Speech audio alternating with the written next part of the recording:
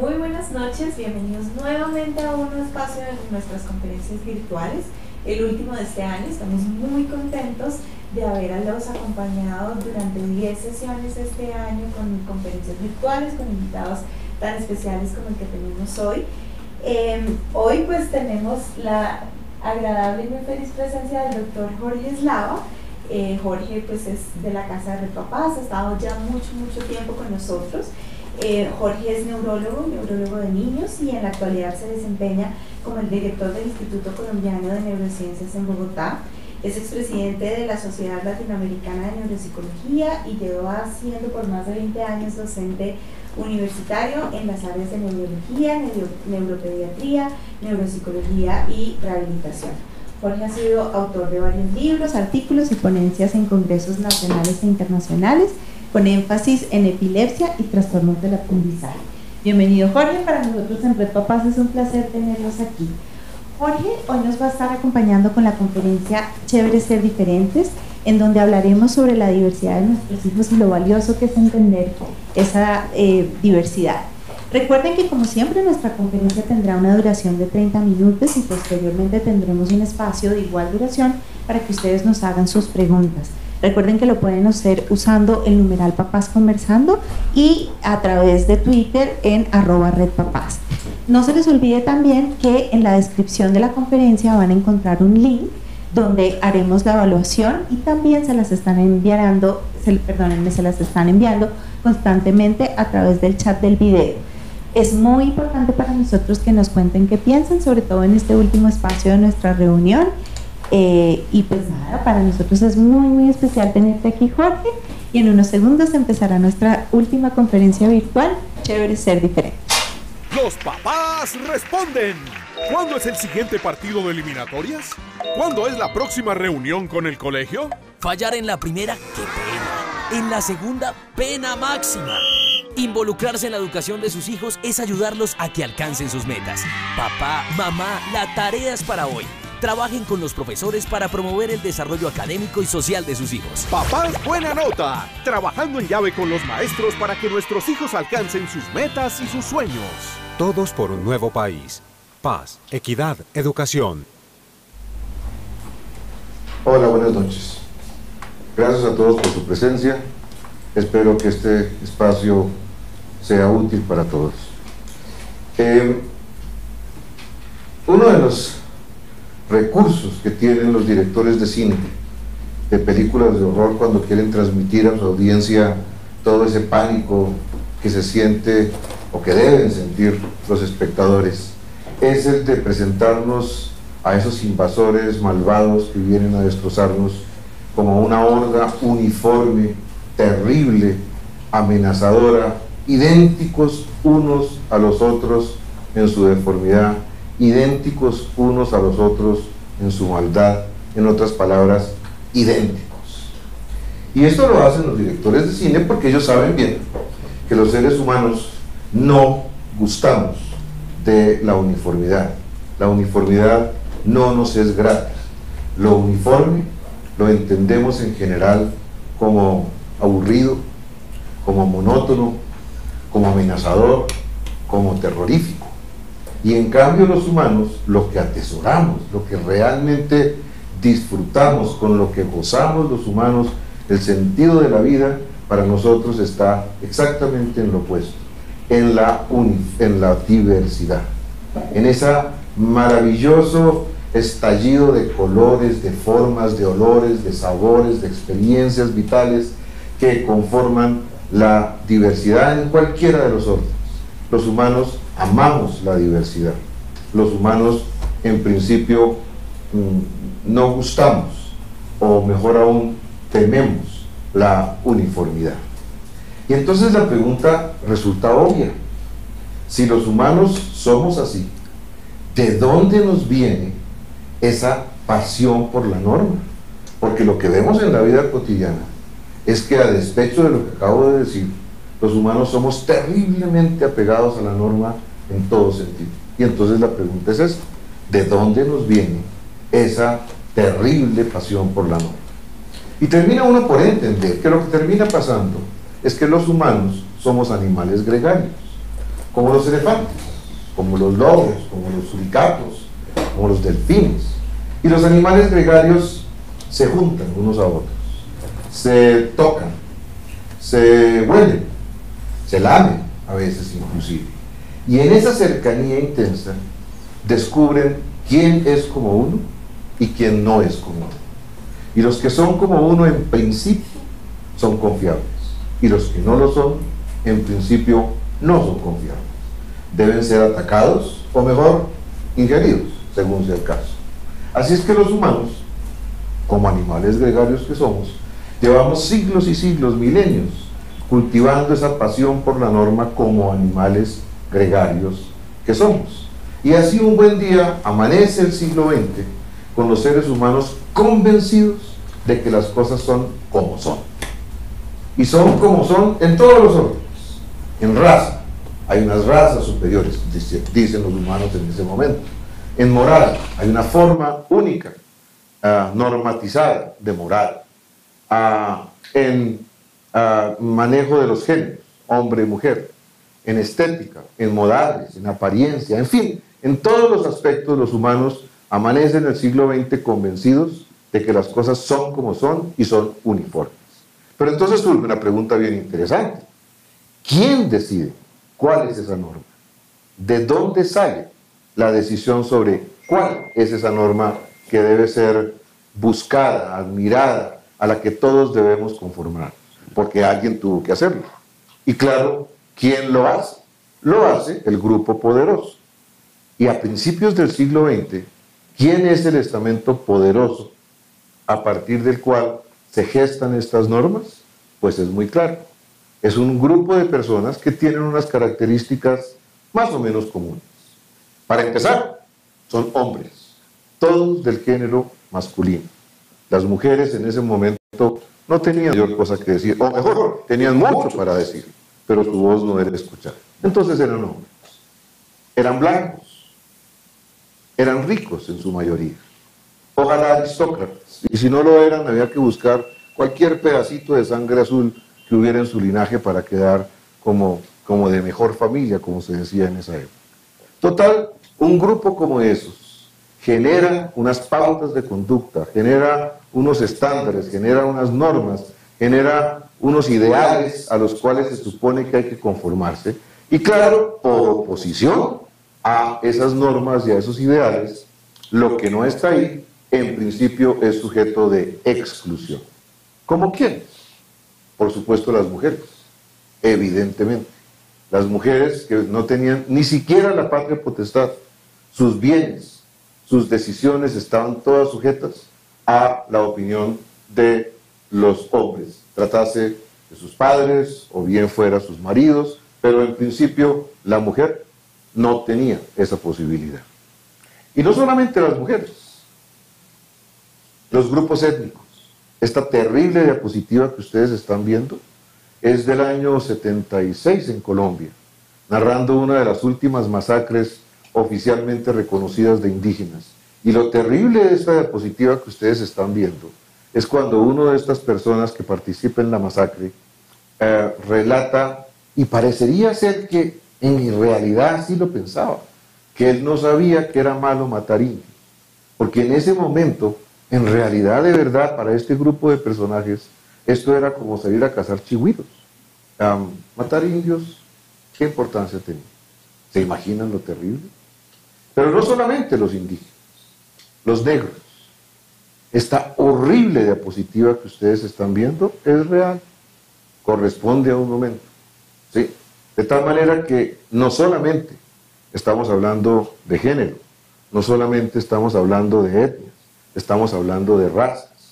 Y por supuesto, en asuntos de la espiritual, de la ética, de la moral, en donde solamente había una moral posible. ¿Cuál? La mía, por supuesto, ¿sí?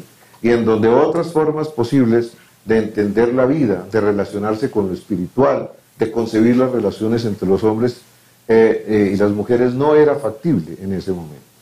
Pero no solamente ahí, en la estética. Había una manera de concebir la estética y solo una. Y todo esto era parte de la norma, así eran las cosas, y como dije antes, así amanece el siglo XX. Pero por encima de todas estas categorías, la que me parece más importante de señalar era la manera como se miraba a los así llamados, y por desgracia aún hoy llamados así, los anormales. Personas que sí eran humanos, pero pertenecían a una categoría especial. Todo esto dicho, por supuesto, en caricatura, como se pensaba en ese momento, ¿sí? Porque esta era la posición prevalente en la época. Una posición en donde los humanos creían que había una manera de hacer las cosas y solo una, uniforme, idéntica, y quien no estaba ahí podía y debería ser excluido. Y en ese momento la humanidad se voltea a la ciencia y le hace una pregunta.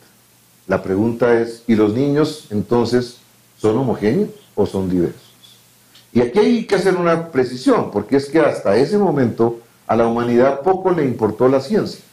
Cuando se recogían esclavos a granel en las costas africanas para traerlas a América, cuando se quemaba gente en la Inquisición, cuando todas estas cosas, a nadie se le ocurría preguntar por la validez científica de estas actitudes o de estas conductas.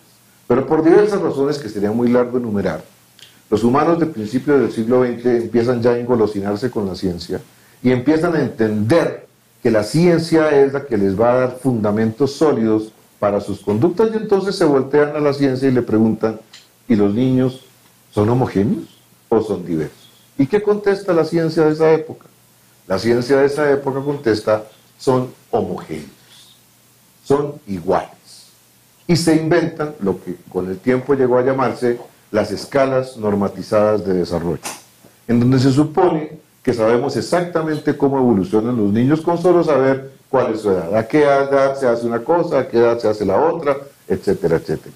Y esas escalas de desarrollo llevaron entonces a la idea de que podía normatizarse y podía presentarse un número que indicara cuál era la habilidad intelectual, la inteligencia, el famoso coeficiente intelectual, que dicho en términos científicos es un número que se supone o se suponía que decía qué tan hábil intelectualmente era una persona o qué tan inteligente era, pero que terminó, tal como ustedes ven en la diapositiva, por convertirse en un asunto más popular de desprecio hacia el otro, tal como está puesto en la parte superior, cuando una persona le pregunta a la otra, ¿y tú?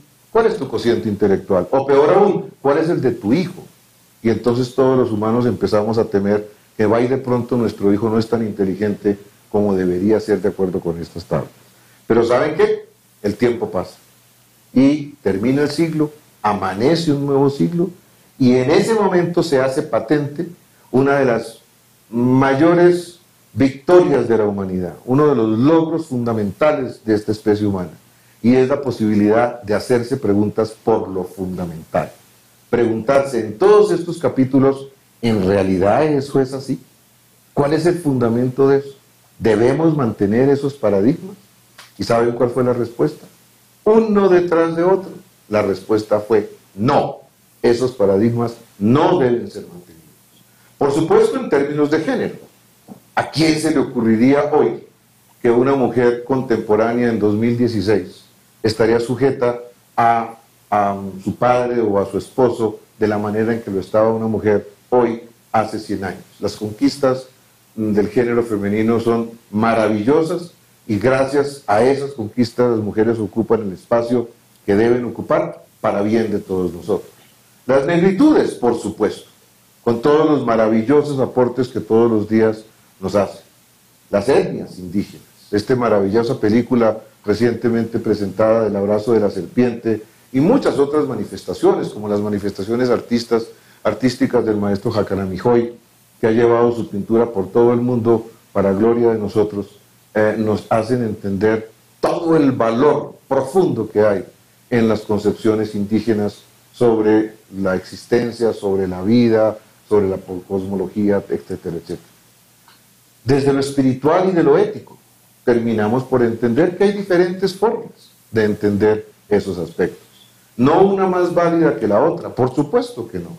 y entonces la de cualquiera es tan respetable como la de cualquier otro. Pero por supuesto eso no implica que yo tengo el derecho de imponerle a otro cuál es mi concepción de la ética, de la moral.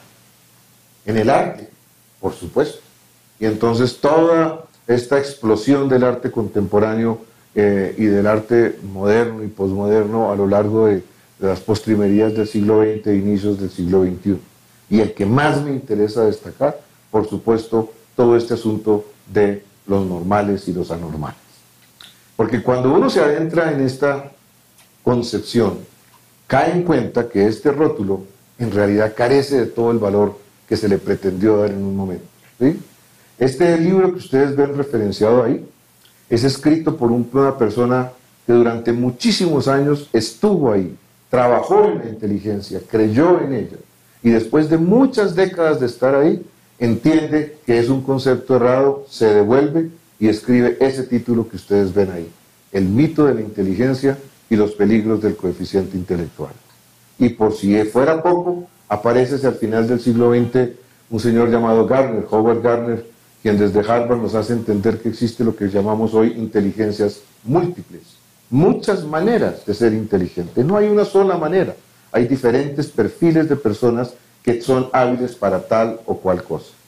Y muy recientemente aparece este maravilloso libro escrito por un chileno, Ricardo Rosas, exdirector de la Escuela del Posgrado de Psicología de la Universidad Católica de Chile, que con el título que ustedes ven ahí, Dime en qué colegio estudiaste y te diré qué coeficiente intelectual tienes, nos hace entender que estos coeficientes intelectuales, en última instancia lo que son, es una medida de la inequidad.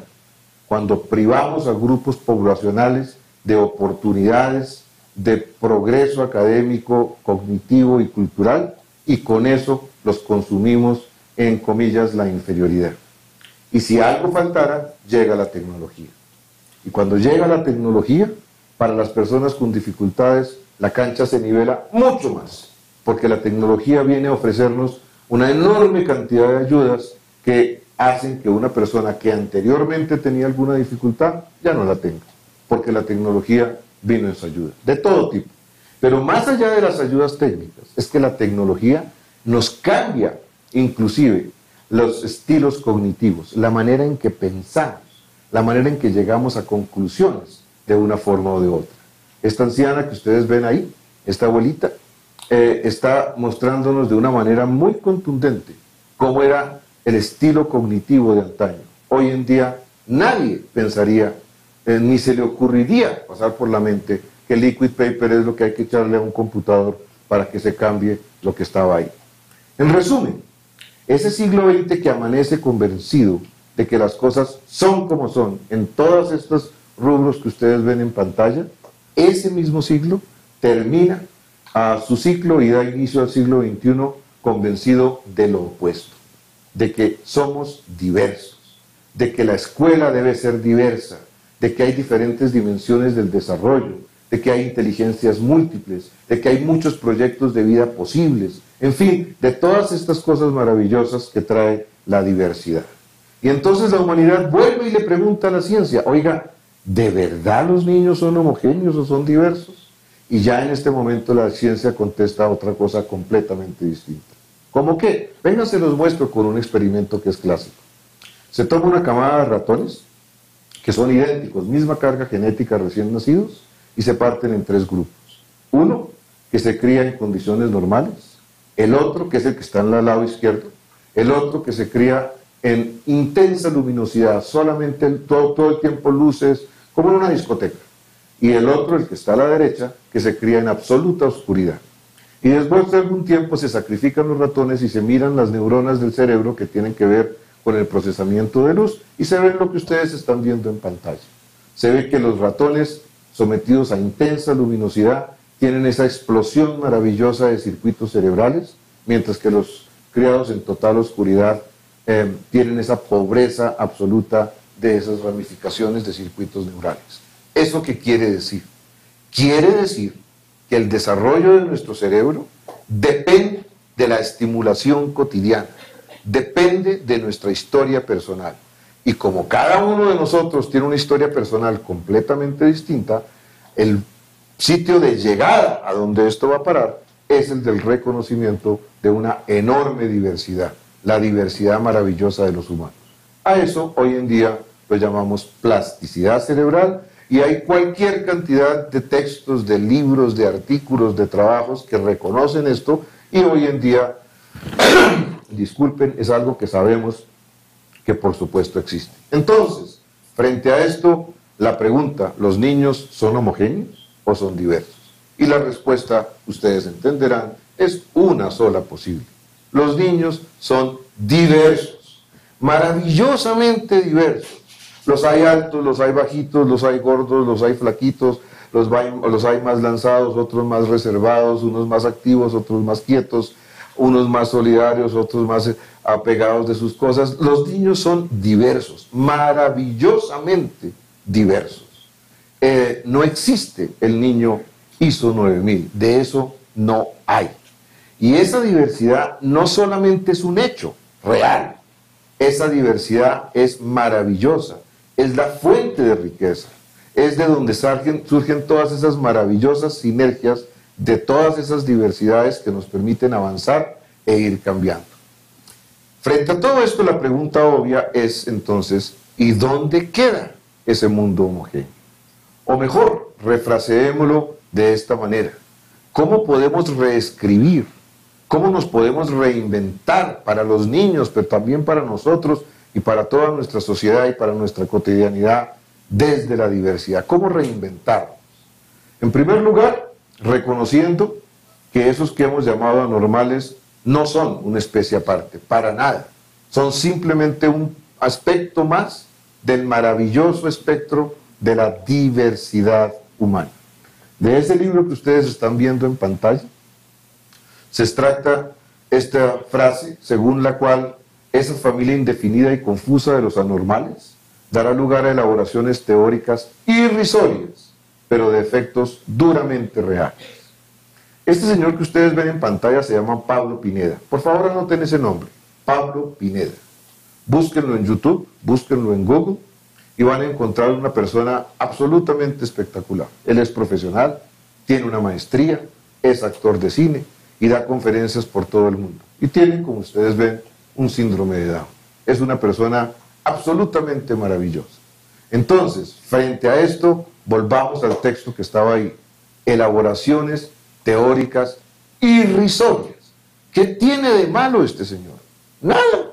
Es una elaboración teórica irrisoria, pero de efectos duramente reales. Porque si ese señor va a buscar un trabajo, nadie le mira la hoja de vida, porque ya le vieron los ojitos. Y si va a buscar ingreso a una escuela, no señor, ¿por qué? Porque ya le vieron los ojitos. Y ni se hable si le va a coquetear a alguno de sus hijas, porque ustedes ya le vieron los ojitos. De tal manera que es de elaboraciones teóricas irrisorias, pero de efectos duramente reales. Entonces, cuando uno se para en el paradigma de la diversidad, entiende que a la vuelta del siglo irrumpen otros paradigmas posibles, surgidos de la tecnología informática, del mayor espacio de aceptabilidad social de otros paradigmas, como este que les acabo de mostrar, pero también del mayor espacio de aceptabilidad, de valoración y reconocimiento de otros proyectos de vida, deportistas, artistas, chefs, personas dedicadas a la ecología, cualquier cantidad de oportunidades maravillosas que tiene el mundo contemporáneo.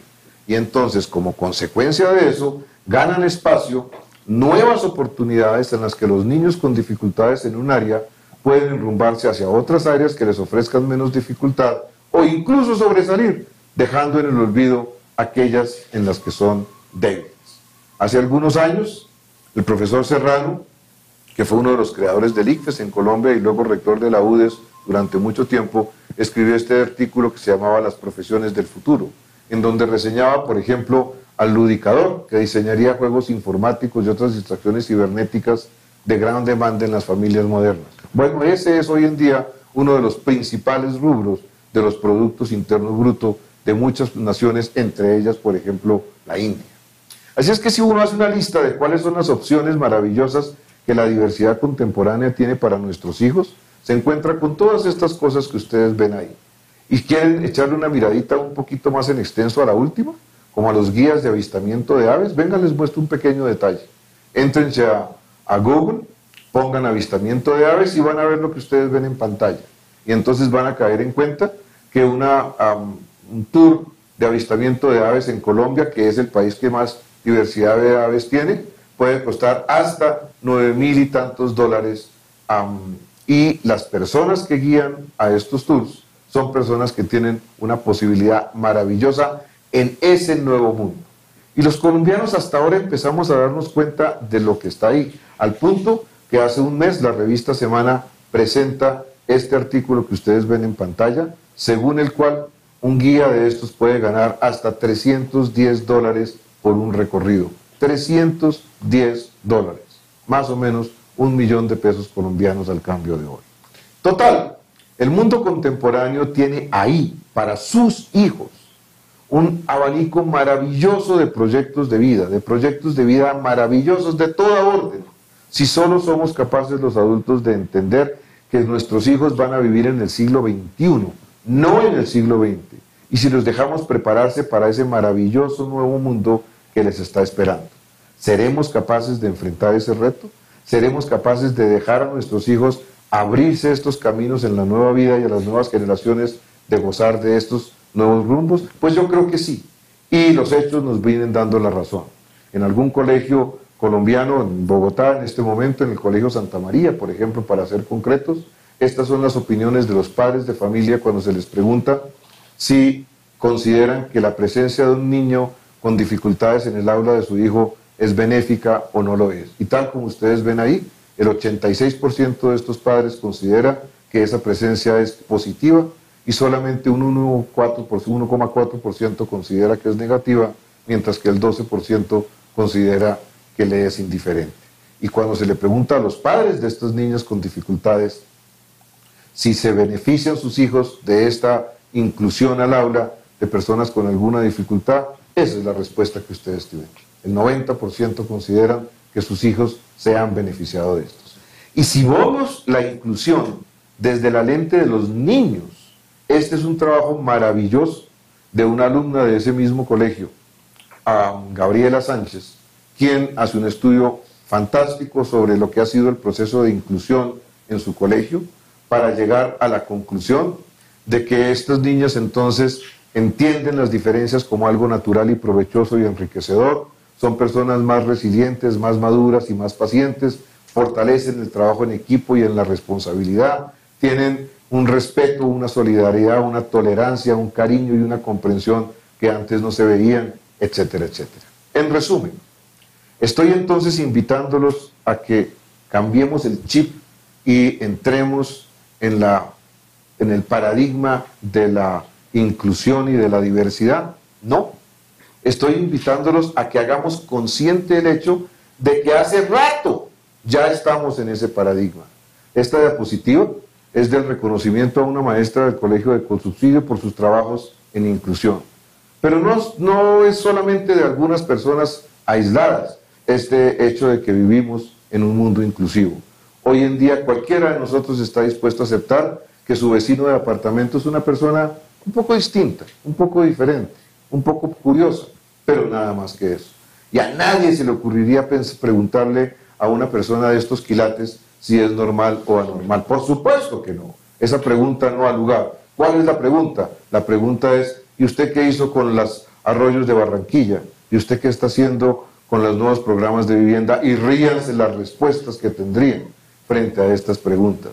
O a un personaje como estos, preguntarle, ¿usted qué es lo que hace? Yo soy un astrofísico absolutamente genial que le puedo enseñar a cualquiera. Y a esta persona, ¿qué le estaríamos preguntando? Le estaríamos preguntando, ¿usted qué hace? ¿En qué es bueno? ¿Cuál es su área de eficiencia? Y nos contaría que es una persona muy eficiente para organizar estas cajas que le tocan organizar. De tal manera que a esta persona no le preguntamos si es normal o anormal, no. Le preguntamos de una manera completamente distinta. Es, ¿cuál es su habilidad? ¿Usted en qué destaca? Y contestaría, como administrador público. ¿Y qué necesita? De pronto unas muletas. Y a esta persona, ¿usted en qué destaca? En la astrofísica. ¿Y qué necesita? Una silla de ruedas. ¿Y a esta persona en qué destaca? Como organizador de estas cajas que tengo que hacer. ¿Y usted qué necesita? Una adaptación en esta máquina. Y a este niño, ¿usted para qué, en qué destaca? En el estudio. Soy muy bueno estudiando. ¿Y qué necesita? Que me dejen mover un poquito más en la clase. Yo necesito moverme. Y a esta persona que ustedes están viendo acá, que tiene una letra manuscrita tan difícil como la que ven arriba, ¿usted qué necesita? Un teclado con el cual se me acaban la mayor parte de mis dificultades. ¿Dónde termina todo esto? Termina en que entendamos la enorme diversidad posible de proyectos de vida maravillosos que, repito, están ahí a la vuelta de la esquina si somos capaces de reconocer que en efecto están ahí para nuestros hijos y les dejamos aprovechar. Un proyecto de vida, dicho sea de paso, debe ser factible, debe ser gratificante, debe ser útil. Pero cuando hablamos de diversidad no solamente estamos hablando de personas con dificultades. Diversidad es el reconocimiento de que somos diversos todos nosotros. Y en esta Colombia que empieza el posconflicto, aunque ya empezó hace rato el posconflicto, esta es una consideración central. El señor de la foto es un paramilitar de los más feroces del Magdalena Medio. El que sostiene la foto es su padre y los que están sentados son sus hijos. Con esto es que vamos a vivir en la nueva Colombia durante los siguientes muchos años. Y solamente seremos capaces de hacerlo si somos capaces de reencontrarnos en la diversidad, en el entender que somos distintos, que pensamos distinto, que tenemos diferentes miradas sobre la vida, pero que ninguna es más valiosa que la otra. Y no se trata de matricularnos en una polarización por un lado o por el otro. De eso no se trata, porque para empezar, acordémonos que Colombia hoy en día está partida exactamente por la mitad, de un lado y del otro. ¿Es esto una amenaza?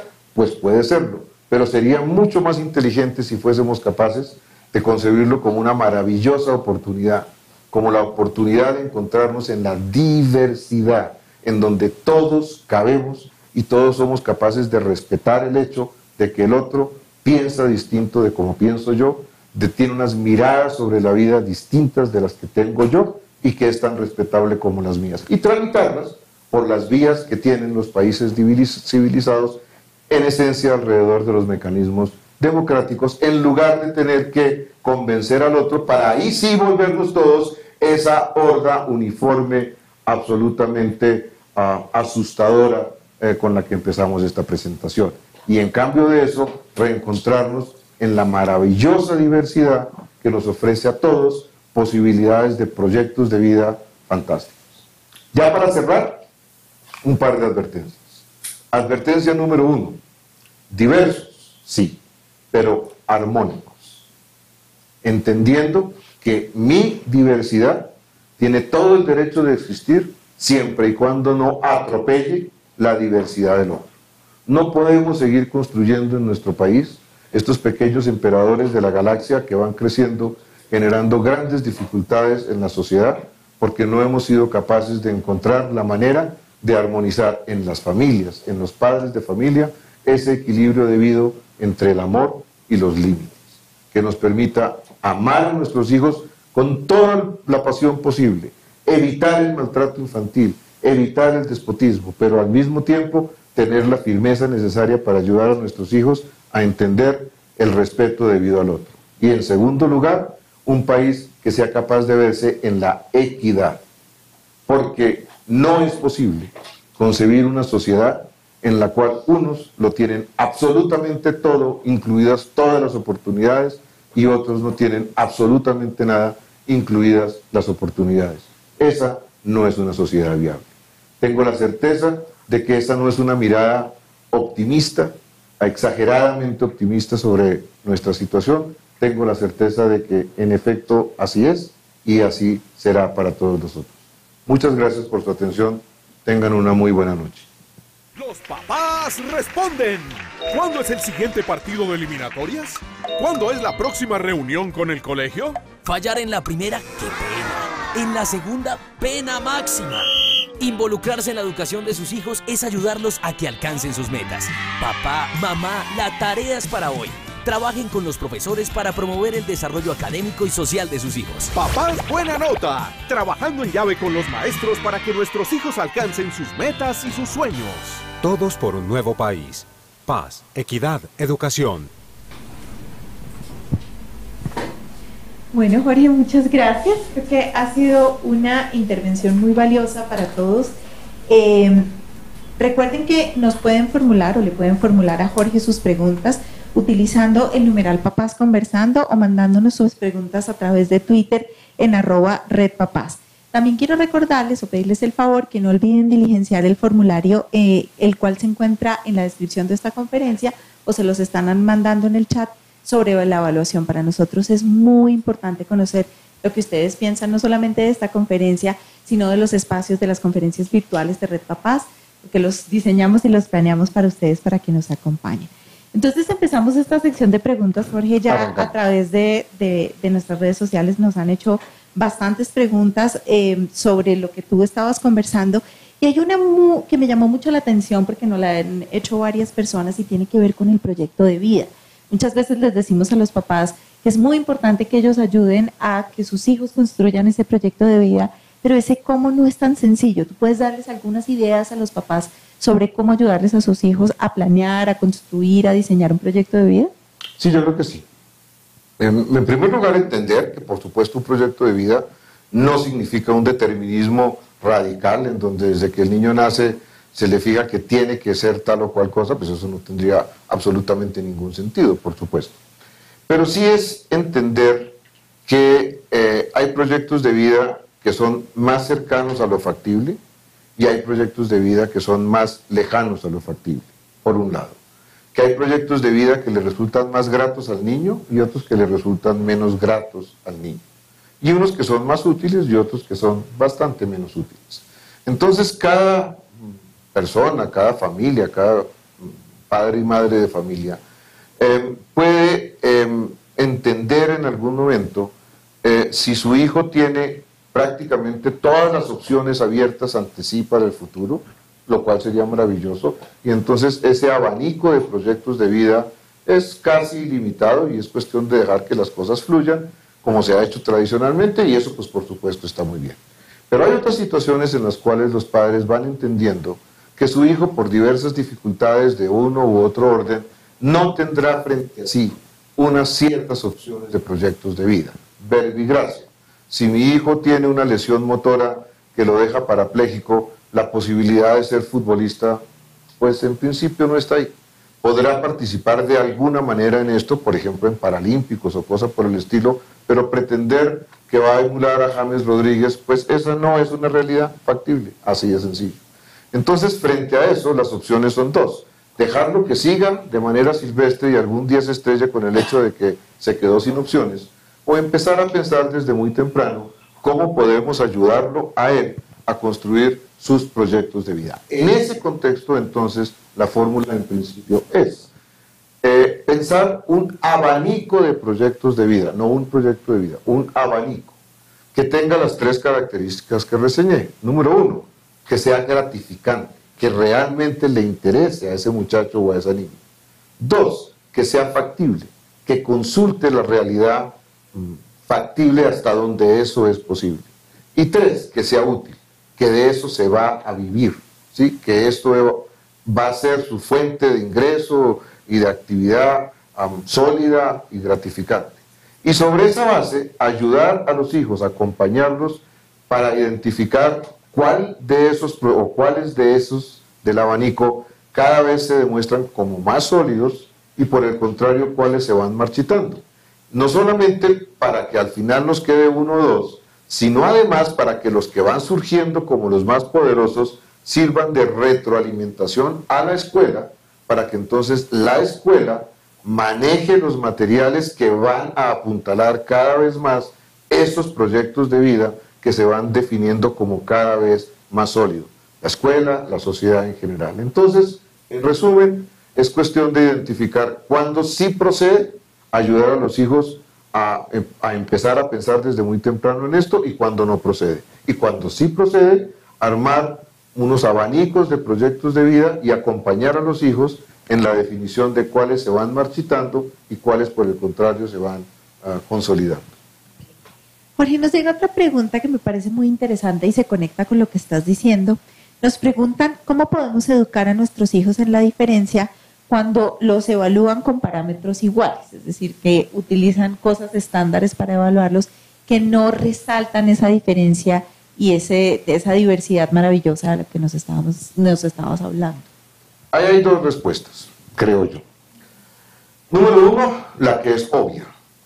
Esto señala la necesidad de que entendamos de que esas formas estándar, uniformes de evaluación, en principio no ha lugar, y que debemos ser capaces de evolucionar hacia mediciones que sean más respetuosas de la diversidad, y ese es un camino vital y que tenemos que emprender cada vez con mayor vigor. En ese contexto, muchas de las mediciones que se hacen, muchos de los estándares, muchas de las publicaciones de que este es mejor que el otro, etcétera, etcétera, son francamente, la única palabra que se me ocurre es una defecio, así de sencillo. Esa es una de las respuestas.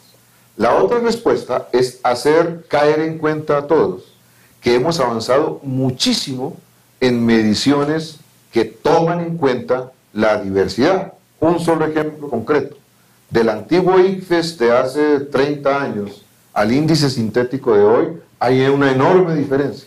Ciertamente al índice sintético, que es como se evalúa hoy en día, le faltan cosas, posiblemente sí, pero no hay discusión ninguna sobre que este que tenemos hoy es infinitamente mejor que el que hubo antes. Entonces, ahora sí, número uno, en realidad estamos bastante mejor de lo que la pregunta secas sugiere.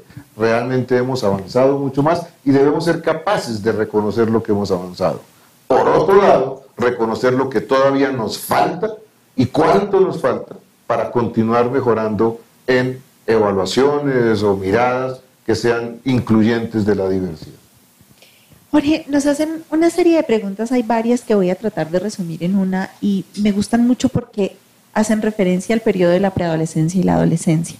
En ese momento, digamos, donde hay todos estos cambios y donde hay una necesidad de parecerse al otro y de encajar y de pertenecer, los papás nos preguntan qué hacen ellos para mostrarles a sus hijos que esa diferencia en ese momento de su vida, en esa etapa de su vida también es importante y que encajar es una tarea importante, pero también ser diferente y valorarse también hace parte de las cosas maravillosas que pueden aprender en esa etapa. Sí, sin lugar a dudas. La adolescencia es una época conflictiva y difícil, lo ha sido siempre, imagino que siempre lo será. Entonces es apenas natural que con mucha frecuencia los padres de adolescentes se sientan defraudados, desorientados, frustrados. Eso es apenas entendible, pues porque esa es una época difícil. Sin embargo, yo creería que es importante que todos reconozcamos que es al mismo tiempo una época absolutamente maravillosa. Es una época en donde una persona que se ha reconocido hasta ahora solamente como parte de la familia de, el hijo de, empieza a reconocerse a sí mismo como yo. Empieza a explorar su autonomía, a definir sus propias miradas sobre la vida, y eso implica necesariamente una ruptura. Y debemos ser capaces de entender que esa ruptura debe ocurrir, que esa ruptura es sana y que esa ruptura en principio no es amenazante. Ciertamente los lleva por caminos distintos del que uno transitó y en ese sentido pues uno como que tiende a resentir ese hecho, pero debemos entenderlo como ese cambio generacional, como esa trascender a su propia identidad, apartándose de las constricciones a las que estaba acostumbrado. Y en ese proceso además se equivocan con frecuencia. Sí, claro, más de una vez hacen cosas inadecuadas, pero es que es apenas normal, es que es la primera vez que lo hacen. Y si todos reflexionamos sobre la primera vez que hicimos cualquier cosa, pues no siempre nos quedó bien. Entonces es apenas natural que un muchacho que está en búsqueda de su identidad, de sus nuevos rumbos, se equivoque de vez en cuando. Y finalmente, que busque parecerse a cosas que nosotros en principio no estimamos mucho en muchas ocasiones, pues es apenas natural porque tiene que buscar a qué asimilarse y ciertamente no será a lo que dejó atrás. Entonces, mi mensaje frente a esta pregunta es que reconozco el hecho de que a veces es frustrante la relación o el contexto con adolescentes, pero al mismo tiempo llamar la atención que es una etapa transitoria, que tiene muchos elementos hermosos y valiosos en sí mismo y en el cual lo que procede es, en principio, acompañar a los hijos a transitarla de la mejor manera. Jorge, nos hacen una pregunta que me parece muy interesante, porque algunos papás quieren que nos des ideas sobre cómo pueden promover ellos que sus hijos valoren la diversidad. A veces las preguntas llegan desde papás que sienten que sus hijos son diversos y las otras personas no los aceptan, pero estos son papás que nos están preguntando, ¿qué puedo hacer yo para que si veo que mi hijo tiene compañeros que son diversos, que son distintos, yo pueda enseñarle a mi hijo a valorar eso, a darse cuenta y entender que es importante? Pues en primer lugar, el maestro más viejo de todos y el más eficiente, que es el ejemplo, por supuesto. Entonces, si un muchacho en sus padres ve en ese ejemplo que ellos valoran la diversidad, que la diversidad ellos lo entienden como un bien y no como una maldición, pues este ya es el mejor punto de partida. A la inversa, si lo que ven es unos padres absolutamente intolerantes y rígidos que no reconocen la diversidad y que diversidad es sinónimo de maldad de alguna u otra manera, pues lo único que se puede esperar es que ese maestro, el ejemplo, le transmita lo mismo a ese muchacho. Total, que el primer elemento, pues ciertamente es el del ejemplo. Pero más allá del ejemplo, es que si fuésemos más proactivos, podríamos ayudarle a los muchachos a adentrarse en ese mundo de la diversidad, encontrando horizontes más amplios, partiendo por las cosas que a ellos sí les son gratas. La diversidad en la música, por ejemplo, la diversidad en las costumbres, la diversidad en la ecología, la diversidad en la lectura. Si nos tomáramos el trabajo de acompañar a los hijos en esas búsquedas de diversidad, encontraríamos maneras de ayudarlos a profundizar en estos elementos de diversidad. Pero sin duda ninguna, el primero y el mejor de los maestros es el ejemplo. Eso que acabas de decir se encaja muy bien con una de las preguntas que tenemos, y es, nos preguntan cómo impulsar las decisiones que toman nuestros hijos para su futuro cuando esas decisiones no necesariamente encajan en la sociedad. Por ejemplo, que toman decisiones de estudiar carreras que no son las más, digamos, pedidas o las que más o las que usualmente toman o son aceptadas económicamente. Estabas hablando de la música, estabas hablando de ese tipo de cosas. ¿Cómo hace un papá para poder apoyar ese sueño de su hijo, volviéndonos un poquito a la pregunta del proyecto de vida? Pues en primer lugar, sí habría que pensar que los padres tienen una responsabilidad en ayudar a sus hijos a poner los pies en el piso y a pensar en cosas que son razonables, que son factibles, porque es apenas natural que un muchacho a veces arme unos proyectos absolutamente irrealizables y algún día se estrelle contra la dura realidad. Entonces el que los padres acompañen a sus hijos de una manera inteligente, no impositiva, no con consejos no pedidos que son siempre muy mal recibidos, sino de una manera más inteligente, generalmente con preguntas, eso para dónde va y qué estarías buscando y cuándo crees que lo vas a conseguir, y etcétera, etcétera. Sí ayudar a los hijos a poner un poquito los pies en el piso. Pero por otro lado, entender que el mundo que le espera a sus hijos no es el mundo que le esperó a ellos como padres. Yo no voy a pensar que mis hijos, ahora mis nietos, van a vivir en 1960, 1980 y que sus actividades serán las de esa época. No, nuestros niños de hoy van a vivir, ni siquiera en el mundo de hoy, no van a vivir en el 2016, van a morar en el 2025 y en el 2034 y en el 2048. Y esos son mundos completamente distintos que tienen para ellos unas oportunidades absolutamente maravillosas, lo cual nos debiera llevar a entender que esos mundos futuros sí son posibles y que los muchachos con mucha frecuencia sí tienen más claridad que la que nosotros tenemos sobre cuáles son esos mundos posibles.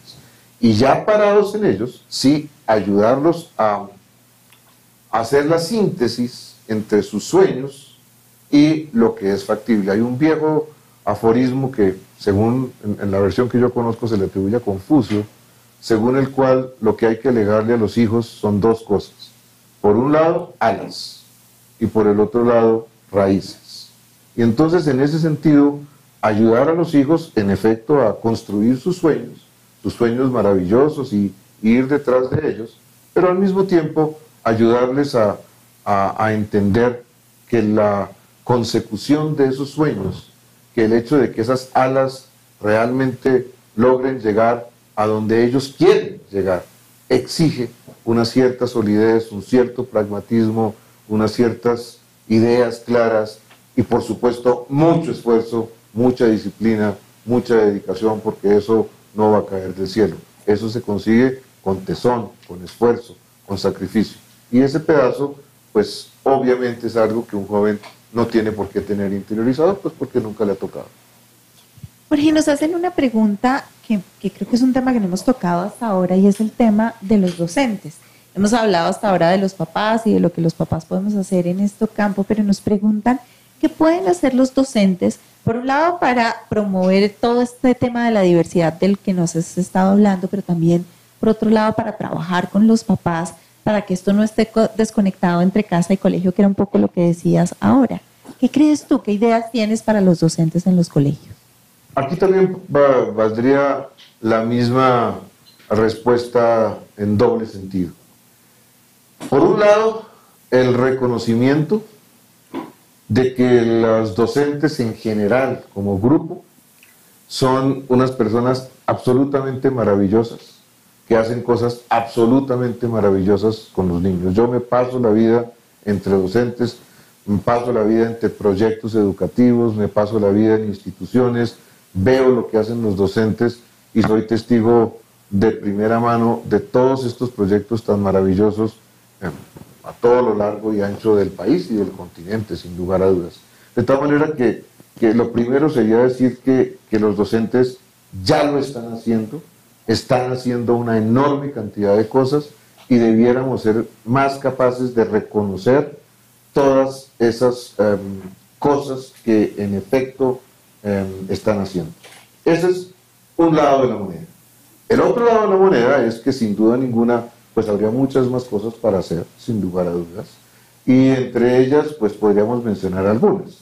Por un lado, el que los maestros entendieran que ya tienen una enorme cantidad de herramientas a su disposición para impulsar la diversidad y para trabajar dentro de ella. Con mucha frecuencia el discurso de lamento del docente perpetuo es que yo no puedo hacer nada porque esto es una camisa de fuerza que no permite hacer absolutamente nada, etcétera, etcétera. Y si se tomaran el trabajo de mirar la legislación en profundidad, si se tomaran el trabajo de mirar las herramientas que existen en profundidad, y les doy un ejemplo concreto, sobre todo a los docentes que pueden estar escuchando en este momento. Cuando uno menciona en cualquier otro país que existe en Colombia lo que llamamos el Proyecto Educativo Institucional, el PEI, todos por fuera quedan asombrados. Y la pregunta que le hacen a uno es, ¿y de verdad un colegio puede plasmar ahí cuál es su proyecto y llevarlo a cabo? ¿Y de verdad tiene autonomía para hacerlo? Y cuando uno contesta que sí, realmente se quedan asombrados. Pues sí existe, el PEI existe, y existe hace mucho tiempo. Y si se aprovechara y se capitalizara todo lo que tiene ahí el PEI, pues se podrían hacer una enorme cantidad de cosas. Pero además, hay mucha reglamentación en Colombia sobre inclusión, hay directrices sobre inclusión, hay formas de evaluación diferenciada que facilitan la inclusión, etcétera, etcétera. Entonces, tal vez la primera herramienta que yo diría que un docente debiera profundizar es apartarse un poquito de la letanía de quejas que con frecuencia son el pan y carne de todos los días para adentrarse en aquellas cosas que sí se pueden hacer y encontraría un filón maravilloso. Número 2, las experiencias que ya existen. Presenté una diapositiva de la maestra de Consubsidio que se ganó el premio al maestro por sus trabajos en inclusión, pero así como este, hay cualquier cantidad de ejemplos de inclusión que están a la mano de cualquier docente. Entonces, capitalizar esos ejemplos de inclusión, de los cuales hay muchos, sin lugar a dudas. 3, ayudar a crecer esa masa crítica que empuja la inclusión y que la hace irreversible, que hace entender a todos que ese es el único camino posible. 4, apropiarse de herramientas que hoy están disponibles en cualquier computador. Voy a mencionar una sola, diseño universal del aprendizaje, por ejemplo. Con poner eso en Google van a encontrar un filón de cualquier cantidad de materiales que le permiten a un docente trabajar de maneras distintas con los mismos alumnos de una clase en donde se reconocen las diferencias. Entonces habría muchas cosas para hacer.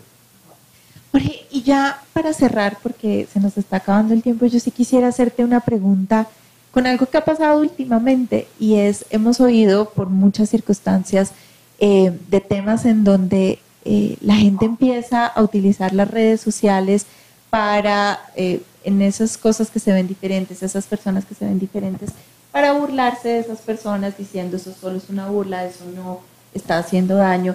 Y me gustaría mucho, desde toda tu experiencia, que nos contaras cómo nosotros podemos hacer para ayudarles a aprender a nuestros hijos dónde poner esa raya, dónde podemos decir nosotros, esto que estás haciendo no solamente no es valorar, sino que es transgredir el límite y lastimar a los otros en todo ese tema que tiene que ver con valorar la diferencia. Yo no me puedo imaginar el mundo contemporáneo, y más aún el mundo que viene,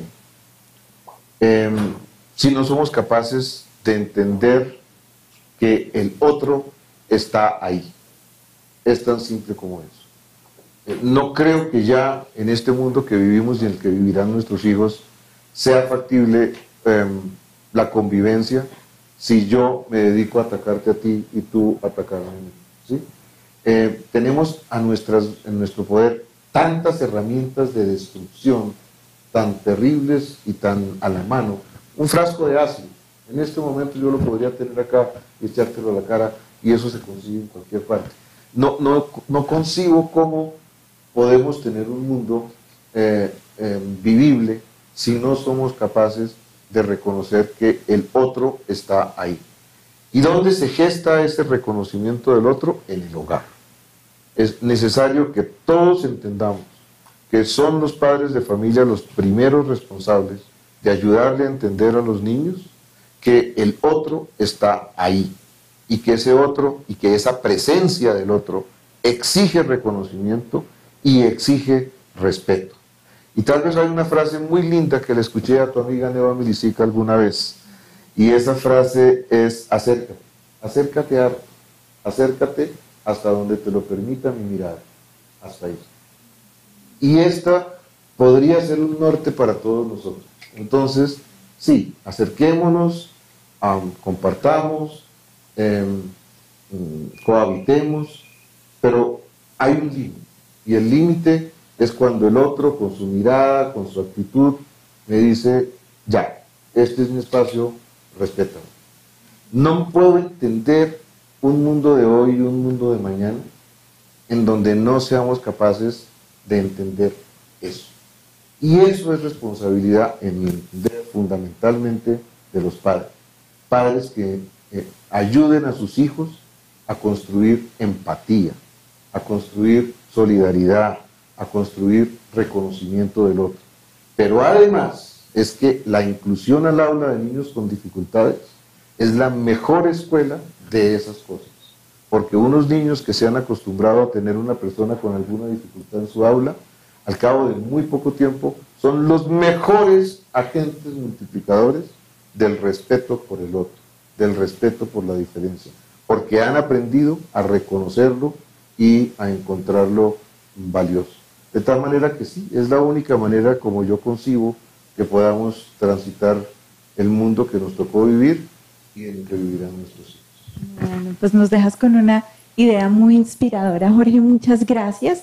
Desafortunadamente se nos acabó el tiempo y quiero, antes de terminar, hacer dos cosas. Por un lado, quiero recordarles que nosotros en Red Papás hemos desarrollado, de hecho con la ayuda de Jorge, 2 kits que nos pueden ayudar, nos pueden apoyar en nuestro rol como papás en estos temas de la inclusión en la diversidad. Hay un kit que es el kit de inclusión y otro que se llama Juntos Aprendamos. Están en nuestra página web www.redpapás.org. En esa página encuentran los kits, encuentran un poco más de la información, no solamente de lo que conversamos con Jorge hoy, sino ideas muy concretas sobre cómo pueden ustedes manejar estos temas en casa y cómo pueden ayudar a sus hijos cuando tienen inquietudes o preguntas sobre este tema. Y lo otro que quisiera hacer, ya que es nuestra última conferencia del año, es nuevamente agradecer a nuestras traductoras Mónica Sotelo y Eliana Franco. Nuestras intérpretes, discúlpenme. Mónica y Eliana nos han acompañado todo este año en la interpretación, que creo que ha sido algo muy valioso y además quiero rescatarlo porque hoy estamos hablando de la diversidad y Mónica y Eliana nos han permitido este año traer esta diversidad a un hecho muy real, que es que estas conferencias no solamente van a ir a público que puede oír, sino también a personas que no pueden oír. Recuerden que pueden estar consultando todas nuestras conferencias virtuales en nuestra página web, escudosdelalma.org, o en YouTube, en nuestro canal de Escudos del Alma. Ahí van a encontrar todos los temas sobre los que conversamos este año. Y quiero cerrar pues esta conferencia no solamente dándole las gracias a Jorge por esa conferencia tan inspiradora y tan maravillosa. Te cuento que nos estaban contando que teníamos en este momento casi 2.800 personas viendo tu conferencia. Fantástico. Entonces, para nosotros eso es un enorme impulso para seguir conversando con ustedes este año. No se les olvide, llenen nuestra evaluación. Y a todos, muchas gracias. Quiero además agradecer al equipo de Red Papás, que ustedes no lo ven, están aquí detrás, pero tengo un equipo maravilloso de personas que están todo el tiempo trabajando con nosotros, ayudándonos a que estas conferencias salgan maravillosas y sirvan para todos nuestros papás y a nuestro equipo regional, todos los gestores regionales que son quienes nos ayudan para que los líderes se conecten con nosotros y trabajen con nosotros. Muchas gracias nuevamente, espero que tengan una muy buena semana, un resto de año maravilloso y estén con nosotros muy juiciosos porque el año entrante les traemos maravillosas sorpresas sobre conferencias y nuevos temas para que conversemos y sigamos hablando de estos temas que son tan importantes para las papás. Muchas gracias, buenas noches y buena semana. Wow. Los papás responden. ¿Quién es el director colombiano de la película nominada al Oscar? ¿Cómo se llama el director de curso de su hijo? Fallar en la primera, mal. En la segunda, muy mal. Involucrarse en la educación de sus hijos es ayudarlos a que alcancen sus metas. Papá, mamá, la tarea es para hoy. Pregúntenle a los maestros sobre el progreso de sus hijos. Papás Buena Nota, trabajando en llave con los maestros para que nuestros hijos alcancen sus metas y sus sueños. Todos por un nuevo país. Paz, equidad, educación.